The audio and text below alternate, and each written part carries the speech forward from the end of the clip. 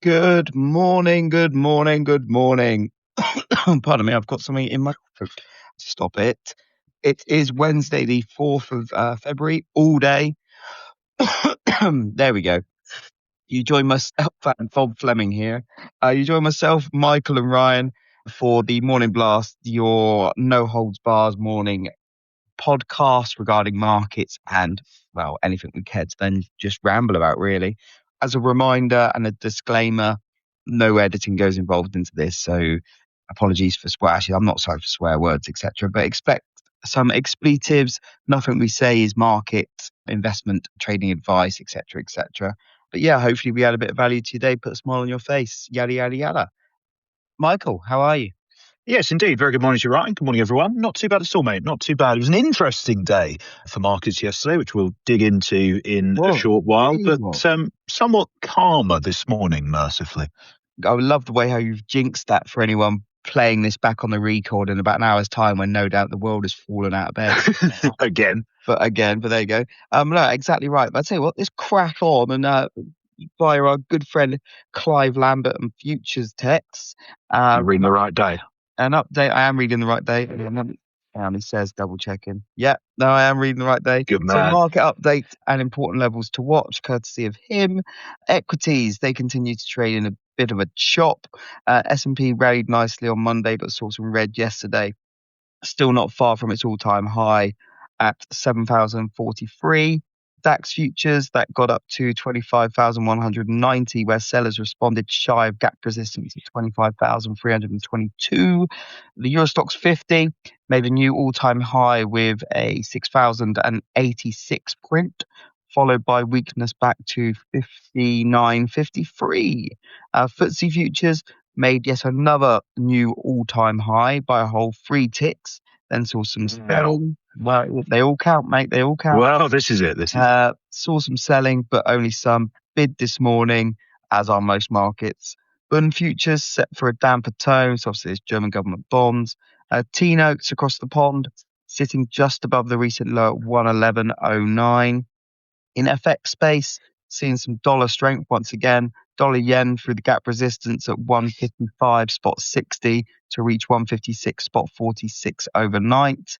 Bitcoin, that saw weakness back to 72,863 yesterday, but recovered to close back above the $75,000 handle, where obviously market participants are watching that now as a bit of a pivot point. In metal space, gold and silver has had a good 24 hours. If you're a bull, that is. Gold is back above 4,782 and 4,827, which should cheer the bulls. Silver testing 89.25 level we highlighted 24 hours ago after failing the 89.10 level yesterday. Platinum and palladium continuing to make rescue job noises. I'm not sure what a rescue job noise is, but there you go. Not sure I want to know, to be honest. Is it like, help me, or chase me? Quick move on. LME Copper posted a green candle with Marubuzu support. Yay, we have not had there we go. Marubuzu support at 13,200. Back to the highs in all of these, would not be surprised. I think me and Michael agree with you there, Clive. Wouldn't be surprised if over the next few weeks, month or so, we start seeing new all-time highs in metals again. And if it can be just a nice calm grind up, that'd be incredibly bullish. Less of this blow off top nonsense. Moving over to oils, Brent and WTI both rallied to put some distance on the Fibonacci levels, 65.95 and 62.03 respectively. This should give the bulls further to cheer. Henry Hub took a day off from being an absolute head case yesterday, steadying the ship but not worrying the Marubuzu resistance at 3.48.5. TTF, Dutch gas, also had a quiet day yesterday after a weaker start. In the ags complex, wheat is back at 525 on gains. 533.4 is the Marubuzu resistance. Soybeans put on some good gains yesterday, but still shy of its resistance levels, which are around 1,085 and 1,089. And finally, from Clive, in the soybean market, soybean oil had a very good day yesterday and is eyeing a recent high at 550. Above here, it's 581, is a big level on the continuation chart. So that's it from Clive. Thank you very much. What's occurring, Mr. Brown? Very good. Thank you, Ryan. We'll get on to the equity space in a moment. That's going to be our sort of topic of the day. Topic du jour. Indeed, that's spot on. I'll start with geopolitics, actually, because we didn't really have any sort of notable economic data releases yesterday, although it is worth mentioning that the US government shutdown, the partial shutdown, is now over. President Trump signing those funding bills into law last night. So we are now awaiting the BLS to confirm when they will release the postponed December JOLTS report, which we were meant to get yesterday, and also, of course, the January employment report, which were due to get on Friday, but that will, of course, still be delayed. Well, just on this, if they had any sense, they could say, well, do you know what? We only delayed it 2 days ago, and now everything's back up. We were only off for a day. Yeah, we can still do Friday, but they won't. No, I mean, yeah. And again, if it was a private sector, that's exactly what you'd do. But, whatever. Then they're not going to do that. We know that for a fact. My guess is it will be either Tuesday or Wednesday next week. But there we go. We'll see what happens on that front. Where was I? Geopolitics. Yes, in the headlines once again, of course, tensions continuing to simmer in the Middle East, and everyone yesterday getting very, very excited by the news that a US fighter jet had shot down an Iranian drone that had approached the USS Abraham Lincoln aircraft carrier. Central Command in the United States, which sort of run the Middle East region or the military operations there, noting that drone was shot down in an act of self-defense. It's important to note here that details around this are relatively sketchy. We don't know exactly what that drone was doing or why it was flying in the way that it was flying. And we also don't know how close it was to the carrier at the time. However, the way that I would be looking at this is it just speaks to the risk of potential miscalculation in these sort of heightened environments of geopolitical tensions.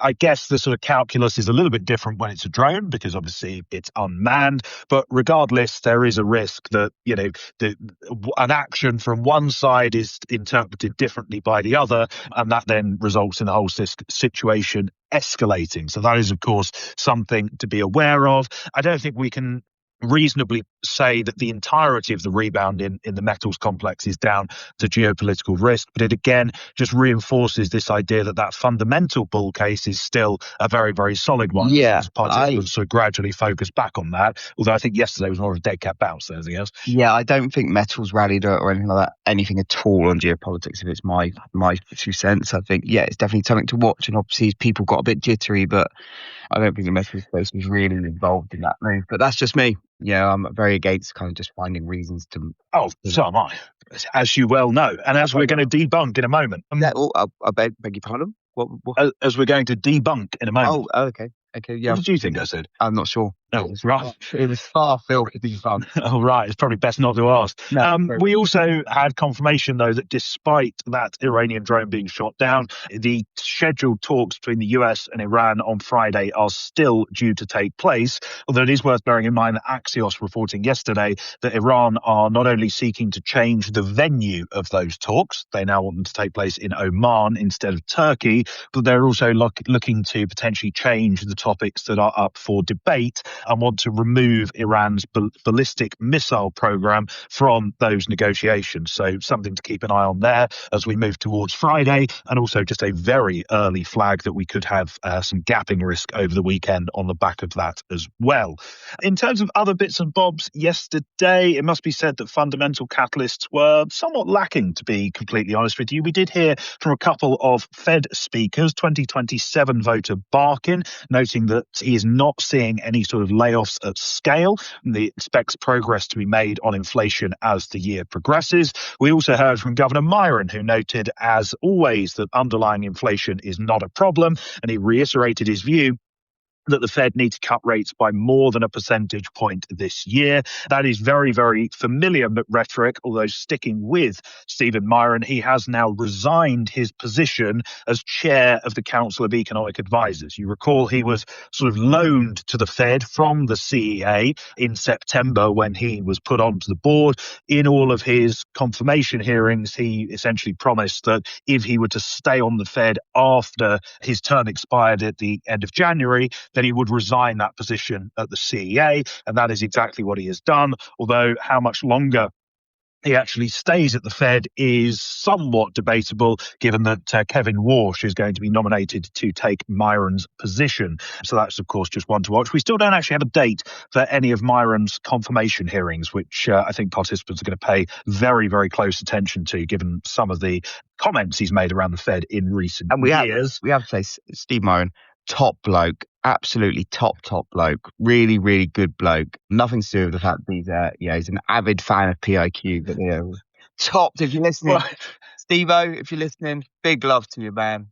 Peace out. Steve-O, if you're listening, can you unblock me on Twitter, please? We are different people. I can't remember what I said, but it can't have been that bad. Besides that, a couple of bits and bobs on the trade front. The US Trade Representative Jameson Greer said that India's industrial goods tariff is going to be lowered to 0. I believe that this is in terms of the tariff that India levies on goods coming in from the United States, because, of course, the US is charging an 18% tariff on what they import from India after that trade deal was agreed. Was that Monday? I think it was Monday, wasn't it? Everything kind of blurs into one at this point. Other than that, the EU, they are reportedly looking at partnering with the United States on various critical minerals in an effort to curb the influence that China has on these rare earths. Apparently, the EU plan to develop what they're calling a strategic partnership roadmap within the next 3 to 6 months, which is ambitious, given that this is the EU.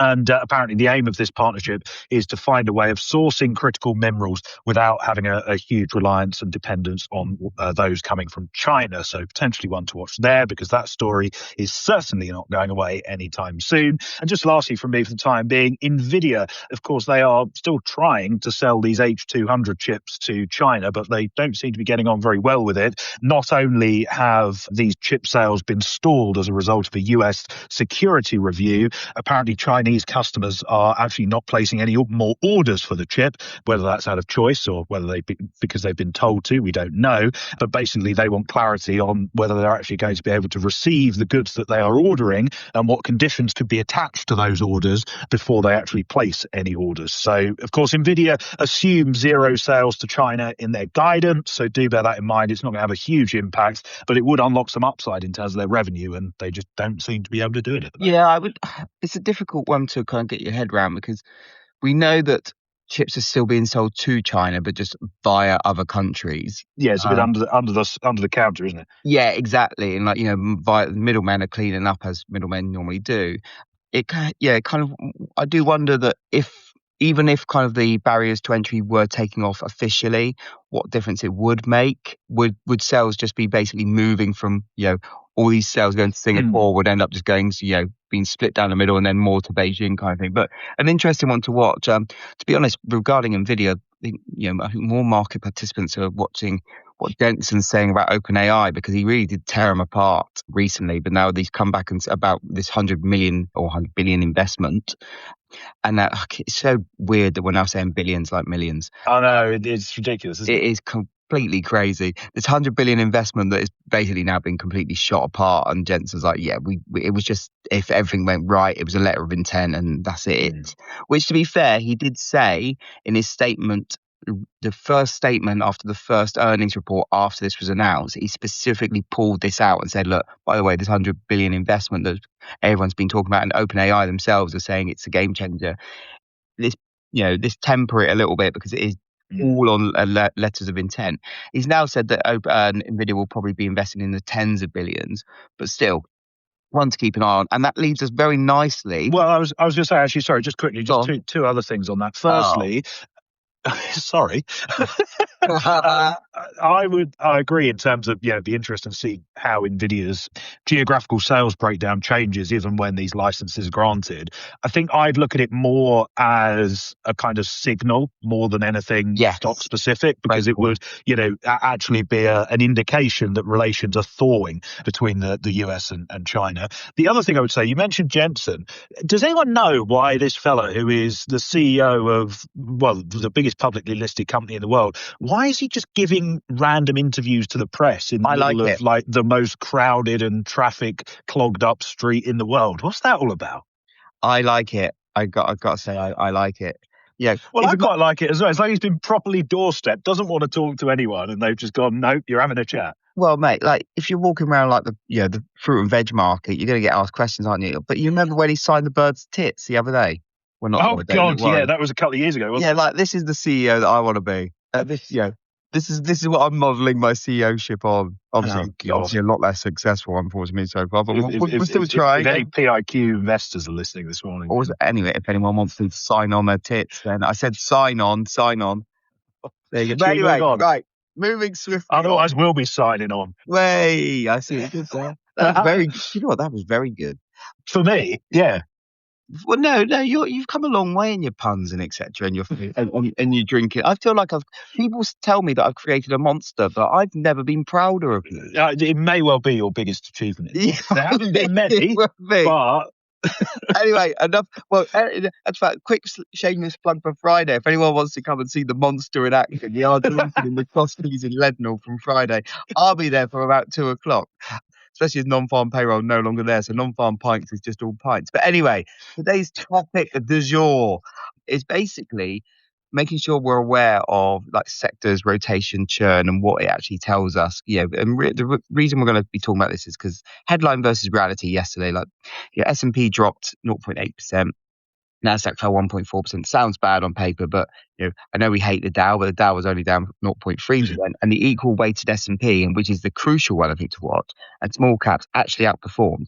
This wasn't a market-wide sell-off, and that's the key thing here. And often we see S&P quoted in like financial media, or like the stocks are off X% or they're up X%. Sometimes it does pay to look under the hood and check out what what sector Wrecking Ball was taking umbrage to the day. So, like for instance, the Goldman Sachs basket of US software stocks dropped 6% in a single session, its biggest one-day decline since April tariff chaos. The IGV, which is a software sector ETF, fell around 5%, and that's actually its sixth consecutive day of red, which again completely under the radar. No one's talking about that, and it's now in its bear market territory, down roughly 22% from its 2025 highs. January as a whole was IGV's worst month since October 2008. That's how bad it's been for software at the moment, and this is really, really kind of weighing on markets. But again, it's only been yesterday when people kind of said, oh, actually this is just software led because of Anthropic's co-work, etc., which was very good, I must say. But yeah, it's not like the market is going down. It's basically certain sectors are getting obliterated while others are quietly having decent days.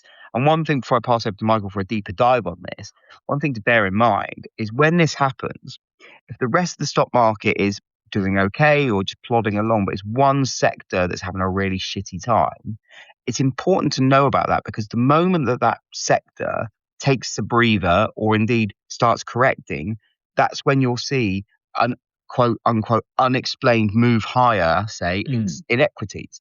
And it's very important to understand sometimes why the market is underperforming or why the market is grinding lower. Is there a reason? Is there an outweighted reason in terms of the sector relief that is having this cause? But over to you, my good friend. Yeah, no, absolutely. You've really hit the nail on the head there. And I think that Goldman Sachs software basket absolutely falling out of bed yesterday really is the story of the day, because, what we saw was not an indiscriminate sell-off where participants just de-risked across the board. It was a case of let's come out of the software names and actually rotate into other areas of the market, because, as you said, the S&P closed down by 0.8% yesterday. But if you actually look under the surface, 54% of the individual stocks in the S&P ended the day in the green. Yeah. And that's only the 10th time in the last decade that we've had those two things happen on the same day, which shows you how relatively unusual this sort of dynamic is. And the reason why the headline moves or the moves in the indices look so much bigger and look so much kind of scarier than they are in reality is because if you think about one of the biggest stocks by weighting in the S&P, they're all tech names, they're all software names, they're all names that have been massively exposed to this AI theme over the last 2, 3, maybe even 4 years. So because they have such a huge index weighting, when those stocks struggle, the headline indices is going to be dragged lower mechanically just because they are the biggest stocks in the index. So on a day when, Nvidia's down 4%, Broadcom's down 6%, et cetera, et cetera, et cetera, it's almost a mathematical impossibility for the S&P to actually close green, regardless of what's going on under the surface. And another stat that I looked at this morning is you look at the proportion of the market that is trading at new highs. 16.5% of the S&P hit a new 52-week high yesterday, which is the most in about 6 months. Now, again, you look at a market that's down almost 1% on the day and you go, oh, hang on, what's going on here? This looks a bit dicey. But actually, you look under the surface and there's increasing signs that the rally is broadening out, and you're seeing the tech sector start to lag, but other sectors, such as, for example, materials, energy, industrials, they're all starting to lead once more. They're all starting to outperform a little bit, with the market having what you would argue is a sort of more cyclical vibe to it under the surface. I got to say, so we were talking about Jensen just now, and obviously we're talking about how this is led basically because people fearing that AI is going to replace software. I had no idea that earlier on this morning, PIQ Media posted a Reuters article where good old Jensen at NVIDIA has actually dismissed fears that AI will replace software tools, and said it's illogical to think that, and that AI will always rely on these existing tools. So the big man himself is saying that this software, bear market is it's over pumped, should we say? So want to keep an eye on that front. But no, exactly right, mate. Is it and it's a market that potentially doesn't get as much love as it should. In my opinion, is this equal weighted S&P. I think it's always a good one to have up, or at least know where it is on your board, on your watch list, to kind of, sometimes it just takes the edge off the hyperbole. Absolutely. And I think, this isn't necessarily, I know obviously everyone was focused on software yesterday because of this Anthropic Claude headlines. But as you say, this isn't necessarily a particularly new concern that participants have had. I think Bloomberg had a really good chart on Daybreak this morning. All of these software names are down, 40, 50% over the last 6 months or so, because market participants have been worried that their competitive advantage is going to be eroded, or at least the business case for companies using them is going to be eroded if you can do it via, sorry, I'm being sworn at by one of our sales guys now. If their competitive advantage is being worn away by things like Claude or OpenAI or whatever. But you also see, I guess, a sort of waning of enthusiasm around the broader AI theme. We've spoken a lot on the podcast recently about how all of this capital expenditure is going to be financed. Is it coming from free cash flow or is it coming from debt? And we mentioned on Monday that, of course, Oracle issuing a $25 billion bond sale. Again, that's only going to amplify those concerns around the funding side of things. You've then got concerns over the concentration. Microsoft and again, Oracle, are they too concentrated solely in OpenAI? They're not diversified enough across all of the players in the space. So there's a number of sort of niggles that are kind of getting at the software sector and the tech names. That doesn't mean that the broader market is struggling. Far from it when you look under the surface, as hopefully we're trying to show you here. Well, exactly that. Well, look, I know the small craps, right? Russell 2000 outperforming the S&P. And again, it's like your normal, although I hate the Russell 2000 because it's got some zombie stocks in there, although they are slowly back to life, coming back to life. Kai Havertz, yes.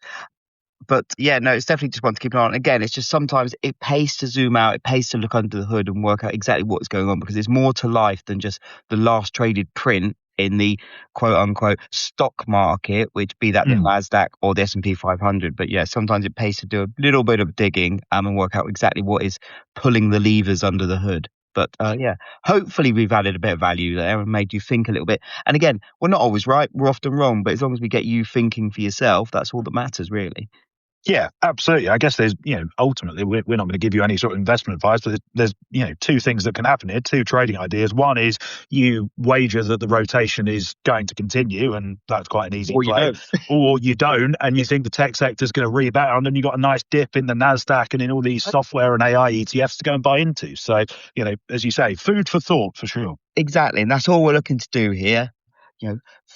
Quench that thirst, which is what we'll be doing on Friday. But anyway, what's going on the rest of the day, my friend? Yeah, a few bits and bobs on the data calendar today, actually, and on the earnings slate as well. We do get services PMIs from pretty much everywhere today. Final data from the Eurozone is due at the top of the hour in 5 minutes, and then final data from the UK due at 9:30 this morning in about 35 minutes' time. And then, of course, we'll also get the ISM services survey from the United States. That's due at 3 o'clock this afternoon, London, 10 o'clock this morning on the East Coast. The index expected at 53.5, modestly lower from the 54.4 that we saw previously. Although do bear in mind, of course, that we had that big beat on the ISM manufacturing number earlier in the week. So potentially that could feed through into upside risks for the services print as well.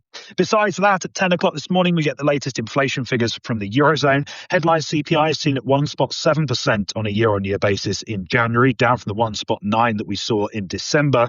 Pretty much all of that decline will largely be driven by a base effect stemming from energy prices, which not only does the market know about, but the ECB are fully aware of as well. As a result of that, I would focus heavily on the core inflation metric. That is expected to hold steady at 2.3% on a year-on-year basis. And incidentally, ahead of the ECB meeting tomorrow, money markets price just 4 basis points worth of ECB cuts by the end of the year. So effectively saying that the ECB are done and dusted.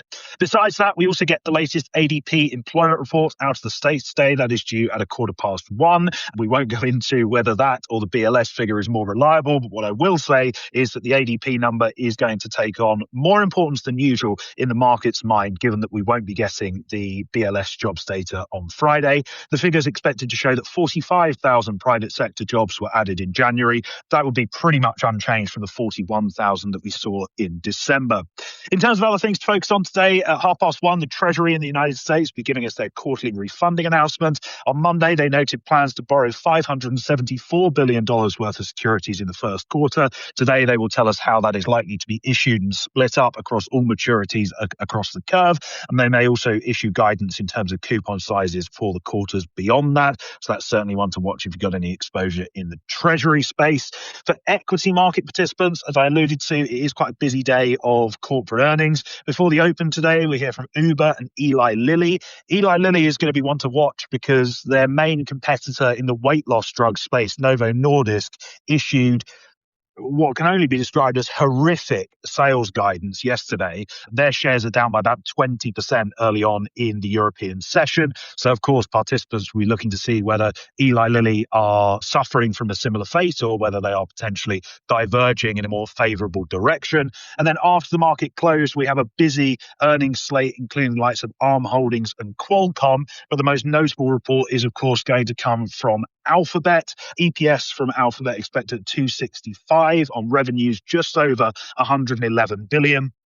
Of course, focus will fall heavily on the cloud revenue line. Alphabet seemed to have kind of cracked AI in the last 6 months or so with Gemini and the increasing user base there and user share. So market participants will focus on how that's going and also their CapEx guidance for the quarters ahead. And just lastly, we are also due to hear from Fed Governor Lisa Cook today. She speaks very late on, around midnight here in the UK. But of course, market participants will not only focus on what she has to say on the policy front, but also if she makes any comments on the ongoing Supreme Court case against dismissal. So they may be worth a watch if you are up, well, very, very late here in London or potentially very early in other parts of the world. But for the time being, that is all from me this morning. And it's all from me. But one thing I will say before we do pop off, well, actually a couple of things. Firstly, shameless plug, PIQ and Pepperstone and a company called Traderflow are doing a competition at the moment, a trader competition. Oh, are we involved in that? Well, you are involved in that. I feel like I should know. Maybe I shouldn't have deleted those. It's been a long time in the making, but we're finally there for our first competition anyway. So we're going to give it a trial run and see how the competition goes. But there's some really good prizes, such as like year subscription to Bloomberg.com and some other bits and pieces. Go to piqsuite.com, our kind of landing page. You'll see the banner across the top. Do give it a go. Give some feedback on how the onboarding is, etc. Because I'm sure it can be improved. But yeah, it's we're not behind the kind of the running of it. We're not behind the onboarding and stuff. So do be gentle on that front. But definitely get involved. I think there's about 25, 30 people already listed, so that'd be good. And that starts on Monday, so we're going to be doing some more press around that soon. Secondly, Friday, for anyone London-based, me and Michael and a good few others are having a few beers to celebrate the lack of non-farm payroll in Cross Keys at Leadenhall Market. But yeah, from us, for now, that's it. Stay tight, keep it safe, and